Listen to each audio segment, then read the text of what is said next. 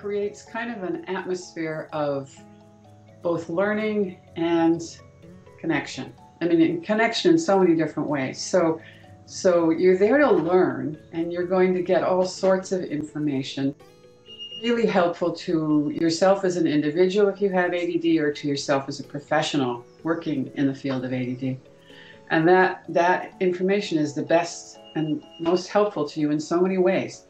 But along with that is this ability to connect with other professionals who become your lifelong friends, and connect with people who have ADD, other adults, who are just wonderful to learn from.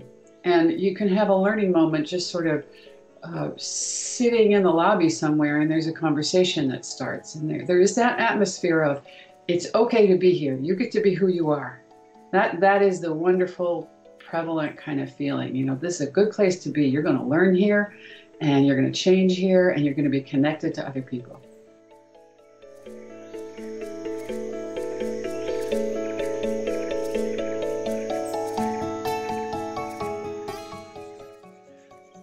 The ADDA community is a mix of professionals who work in the field of ADD, ADHD. It started out as ADD when I was first entering the field. And so with that mix of professionals are also people who have ADD, ADHD. And it's a great kind of mix of people learning about something that affects them, or the people in their lives, their families, their mates, their children. And as the professional who treats or who works with people with ADHD, it's just a great place to be in connection with such a variety of people and such a great abundance of information.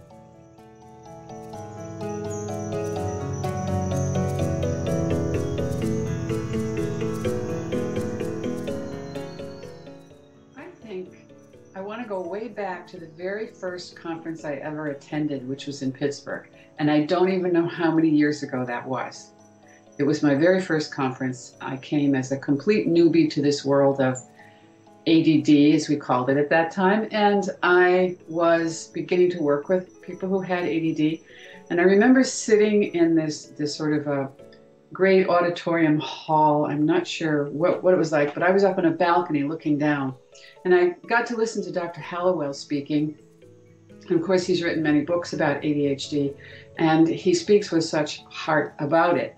And he was there presenting and telling a personal story of, I'm going to presume it was somebody that was his patient.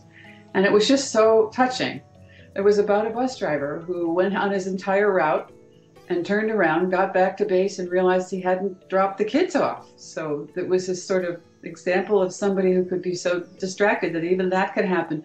And the entire audience just sort of disrupted in a wonderful, warm kind of laughter. And you knew that everybody was thinking, wow, but for the grace of God, you know, that could be me. I could drive that bus and forget that it's my job to deliver the kids, because I have another world going on in my head.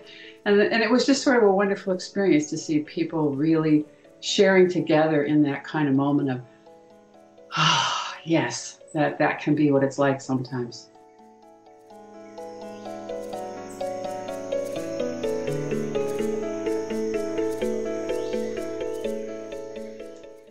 Well, when I first started going to ADDA conferences, I had sort of segued out of another career, another life experience, and I was doing some organizing at the professional level with people, and my clients were saying to me, well, what do you know about ADD? And I didn't know anything about ADD, and so I decided it would be really interesting to know that, and I went to a conference and started to learn. So it was by connecting at the conference, and even before that, connecting with a group of professionals that I met who began to teach me about ADD and ADHD.